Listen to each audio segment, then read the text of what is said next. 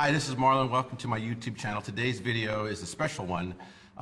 First of all, I'm comparing two cameras. It'd be the original Mevo camera and the new Mevo Start that I was privileged to have sent out to me.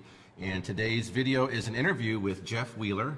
Jeff, hey, how you doing? Jeff is a guy I met at a coffee shop. He makes good coffee, he makes good food, but I found out that this really nice guy is also a musician and a drummer. So we've connected today, and I invited Jeff to come over to fix our drums because they need some help. One of the things that we've been working on in our church is we do live streaming, again, using Mevo cameras. We use Livestream Studio 6. But one of the important things about video is audio, and if your audio stinks, people don't take you seriously. True. Yeah. And the same thing goes with drums. I mean, yeah. I've heard good drummers rip on the poopiest sets. Yeah. But having it fixed and tuned well. So let me ask you a couple of questions real quick, Jeff. How important is it to tune your drums or maintain your drums? Is it that big of a deal, or is it ongoing? Because I know guitar, they have to tune every Sunday. Yeah. Yeah, I would say, you know, tuning and maintaining drums is just like tuning and maintaining like a nice Cadillac or any type of car. You know, if you take care of it and protect your investment, then later down the line, you're going to have something really nice years down. And maybe, you know, the cars can be garage kept, but also the same for drums. They could be covered with a sheet at the end of worship. They could be in cases if it's like a church that's a throw and go, or it's a church that you build every week. I've never heard that, throw and go. Yeah, like the ones they build in the community center. So it's a lot of work, but there's designated teams. And it's all about just having that extra care, because, you know, if you put in the extra care, you get the quality. So, you know, of course, life gets busy in the Bay Area, but a lot of churches either, you know, I've seen the drum sets, they're truly thrashed or they're in beautiful condition, and it always comes down to, hey, we have someone who's doing this, a guy who does tech and maintenance, or we have a drummer who not only is our main drummer, but he cares for these drums as they were his own. Yeah. And that's mainly the two roles I've seen in the Bay Area. Or it's like, hey, we don't have this help, so we need some help. And to me, it's cool to go to different churches and check this out and help them out, because, you know, it all comes back to the focus in worship, and when no one's worried about anything, they can truly focus on their time in worship and with God, and that's key right there. Yeah, it's funny. I've seen some of those videos where the drummer is just going crazy doing a solo. Oh yeah. I know there was the Oceans one. If you guys look up that, Oceans drummer. Yeah. That was with a digital set, it wasn't an acoustic set. Yeah. And there's an interview with him. I think he explained why he's doing it. And after you watch it, you kind of feel bad, because it's like, it was funny, but then you realize after he talks, he's like, oh, maybe it's not that funny. Yeah, okay. You know? But yeah, there's all kinds of cool stuff out there. Yeah. So yeah, you know, and a good drum set is cleaned and tuned and ready to be recorded or ready to be played in the act of worship. So it's kind of like, if you record something bad, you know, what you put in is what you're going to get out. So it's better to have your drums nice and tuned up, and if they don't sound good, you know, seek someone who knows drums or a professional to help you out. And of course, there's a ton of YouTube resources. So yeah, I think that was my problem. Is I was a band teacher, and so I knew things need to be maintained, but I tried to maintain. I bought one of those tension tuners. Oh yeah. Are those any good? I've used them a couple times. Do you still have it? I still have it. Was it the drum dial? Yes, the drum dial. Okay, yeah, the drum dial's pretty cool. I haven't messed with it too much. Now there's a digital version of one, and it's called the TuneBot. Yeah. But I haven't played with it much myself. You know, some drummers are against those. They're like, you should know how to tune by ear, but you know, it helps out if you're a pastor or a worship pastor. It's like you have this tool to tune the drums because you just want it ready for the drummer, you know? Yeah. So that's I'd say it's a good thing to have. Okay. Yeah. So I do a lot of the tech work here, so it's one of the things I throw in my kit of tools, but I honestly don't know what I'm doing, so that's why I called you. Let me ask you another question. How often should some heads be changed? And I know playing probably determines that, but for an average church, they play a worship set on Sunday, a rehearsal, what kind of life should they expect out of their heads? Yeah, I mean, pending on the church and really pending on the drummer, some major label acts, the drum heads are changed every day. Whoa. Some That's why they get sponsored, huh? yeah, that's why they get sponsored. Yeah, because you're looking at about like $2 to $3 an inch retail price, and then some other people are like, I'm going to change them every week or every 2 weeks. And some churches, it's like we'll change it when we see that the heads are losing the optimal sound and they're looking a little shot, and then we'll change them. Maybe they don't have to be like pitted, or the coating doesn't have to be blasted through. It's just the audio team can notice that, hey, the sound's not as great. I think we should change the heads. Yeah. And it's kind of like guitar strings.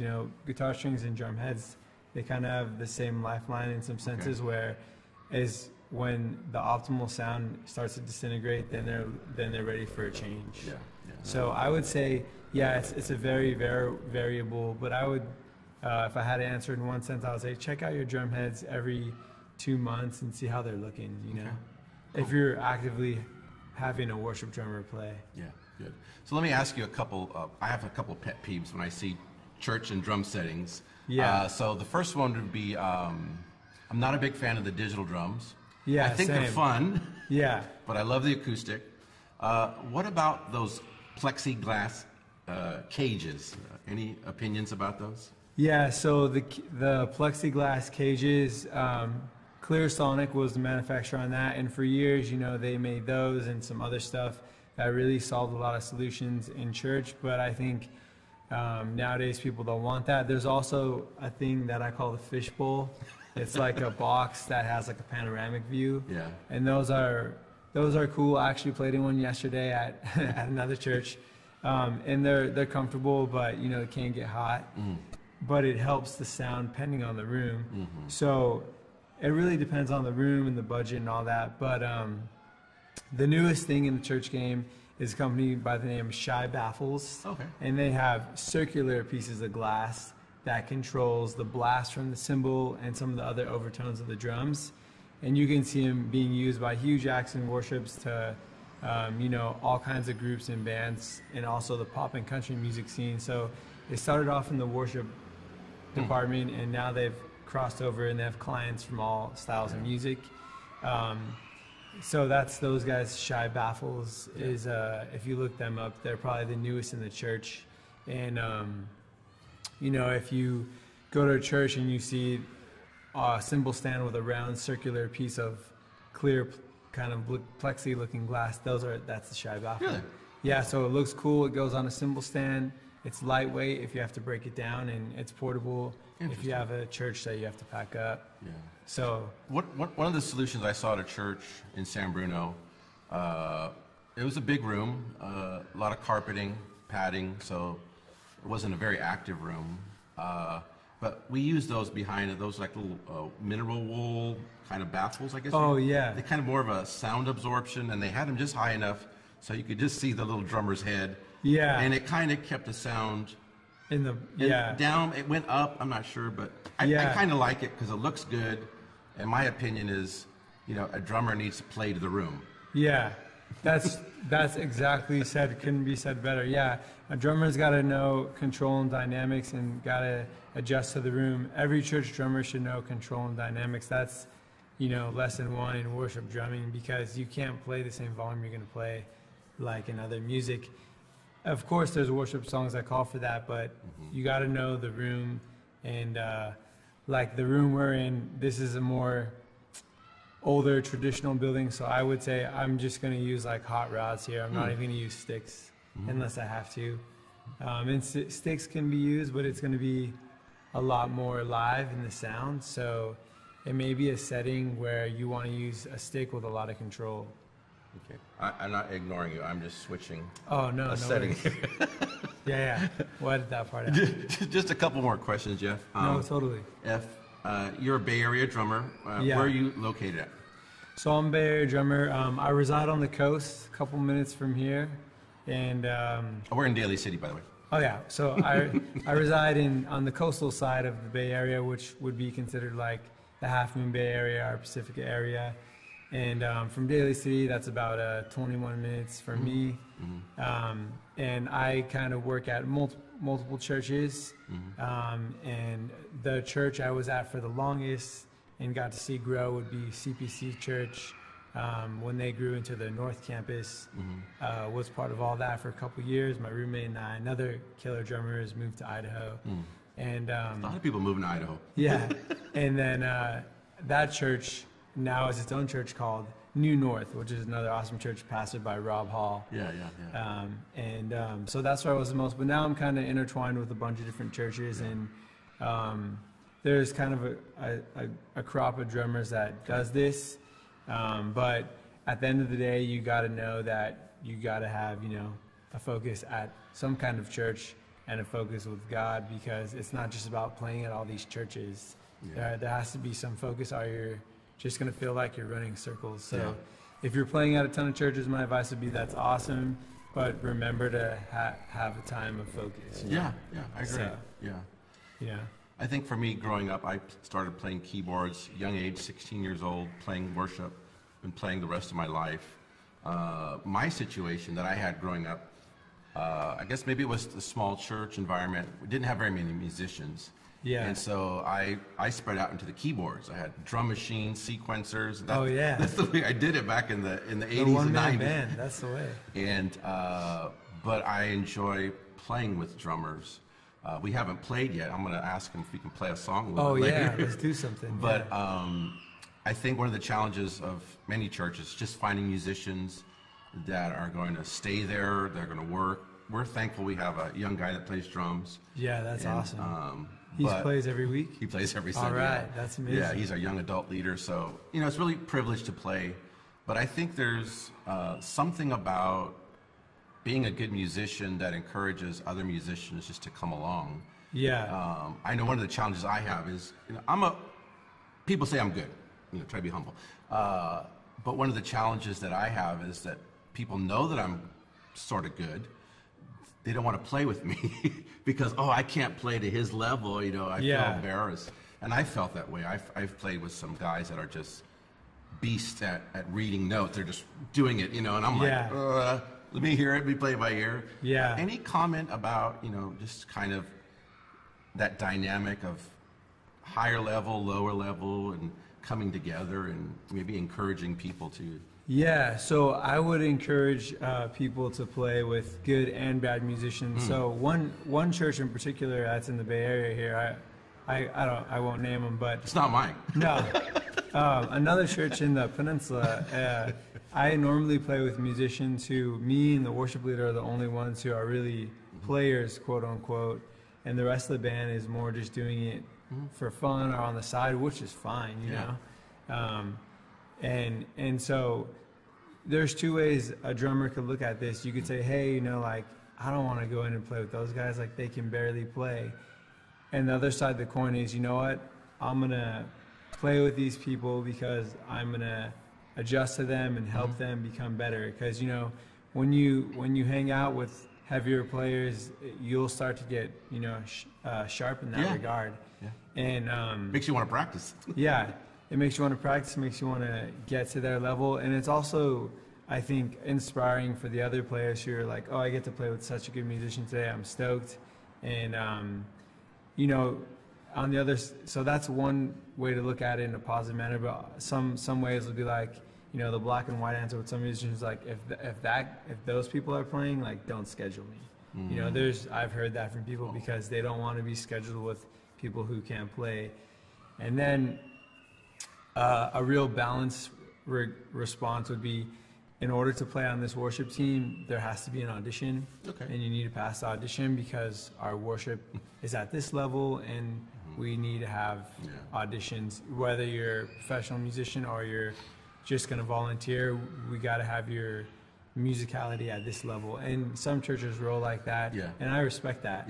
Because, when you play on the worship team, sometimes you want to be invisible because you don't want to disrupt the time of worship with people because you don't know if they're where they're at in life or and they don't want to be distracted by maybe, oh man, that guitar note didn't sound right, and then So I would say that's one way to look at it. I'm open with playing to anyone. Yeah. You know, and if you play with a band that's really hard to play with, as in like they're so good they're hard, then you're gonna get your butt kicked, and then when you come back to that church, you're gonna be like, hey, a month ago you guys might kick my butt, but I'm like ready for today, you know.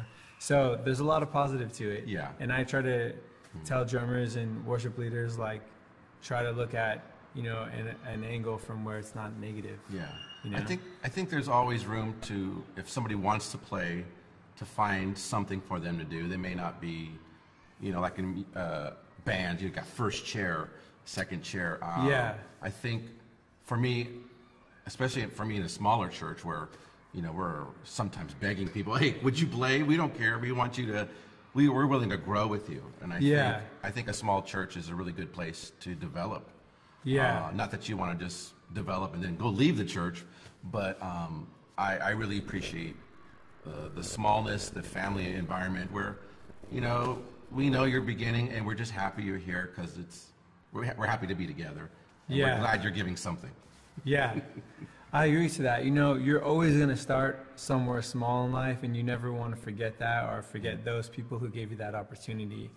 I remember the first church I played at, it was like walking distance from my mom's house in the South Bay. And I still stay in touch with that pastor and his wife on Facebook. And that's where I first ever played drums. It was a church in Campbell, and that's where I grew up. And it was a great time, you know. And then from there, I went to another church in Los Gatos, which had a really live room, so it was always a lot of dynamics.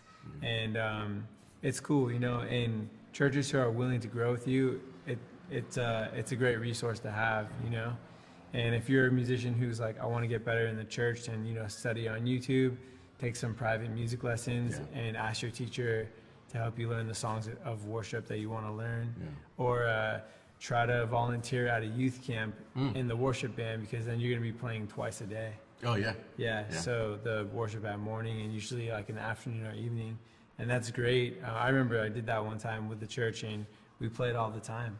Yeah. And then the kids want to like always jam or have questions. Yeah. So it's really cool. There's a lot of outlets to like learn drums in the church, with a small church supporting you, versus like, oh, I can't learn drums if I don't have or pay for drum lessons. There's a lot of ways around it. Yeah. So, and also, you know, you always want to ask the church drummer you look up to if you could sit next to him or shadow him. Give him a shaker. Yeah, because there's a lot of good experience in taking that. Just sitting next to that drummer that you aspire and just watching every move like a hawk, and then you practice and study that. That's gonna play into you. Yeah. So it's cool. I did that. My style of music that I grew up was R&B, gospel. Oh, that's and awesome. I would go and watch these guys play, and most of them just played by ear. And so I'd ask him, you know, what chord you playing? I don't know, it's just something. But I would sit there and just watch their hands. You know, I don't want to say an hour or so, but you know, you hear things, and it's you're right. It's good to be around people that have that and learn. It's a way to learn. Yeah, so there's a lot of resources, and someone at your church, to whomever is watching this, should be willing and happy to help you out or to refer you to someone, you know? Yeah, good. So, well, Jeff, how if people want to get a hold of you, is there a way they can get a hold of you? You want to give your email? You have a website or anything? Yeah, I'll just say, I'll put in the link as well. But. I'll just say, you know, easiest way to get a hold of me is like Instagram at @JeffIsDrums. You know, I'm out of the Bay Area, and I play all styles. I'm more of a freelancer, and I teach as well. Now, this guy also does, we have a local amusement park, Great America. Yeah. What would you call Great America? It's like a Six Flags. Yeah, Great America is like a Six Flags that has been around forever. It used to be called Marriott's. Yeah. And then Paramount, I think. Yeah, and then Paramount bought it, and now it's owned by another company called Cedar Fair, so now it's called California's Great America.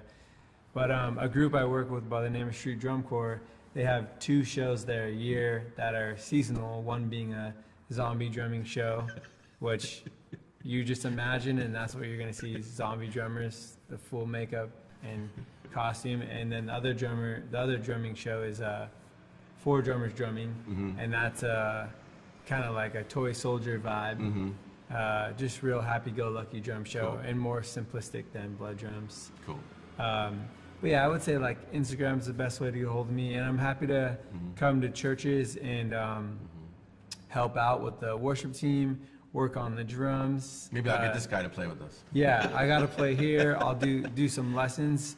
I am working with another creative arts pastor to hopefully develop some Bay Area kind of church training sessions. Nice. We're gonna test it out. Nice. This month or next month, and record it, like this setup. Oh, nice. And then maybe send it to a couple people, send it to you, Yeah.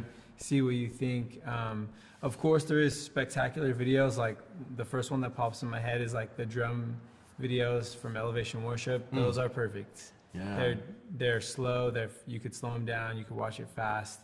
The drum angles are perfect, and they're practicing to the backing track, which all churches can get if they have the license with Planning Center or CCLI, and kind of make something like that, but maybe a little different, or just make it like coming to the church, teaching worship drum lessons, and then recording it so they can go back and watch, and have that live on a cloud archive so they can access it anytime. Very cool. So that's something that I would want to achieve in my next 3 months of drum goals, so to say. Cool. All right. Yeah. Okay, good. Well, thanks for watching. This is my interview with Jeff Wheeler. Again, one of my goals was just to hang out with Jeff. He's going to doing some work in a minute, but also to compare the new Mevo camera. We have the new old Mevo and the Mevo Start, and in post I'll be putting them together. The audio that we're capturing are two AT875R shotgun microphones going into a PreSonus I Audio 2 interface. All that's going through the Mevo Boost into the Mevo camera. The Mevo Start will be sharing the audio with that as well. So thanks for watching, and we'll see you in the next video. Take care. See you guys. All right.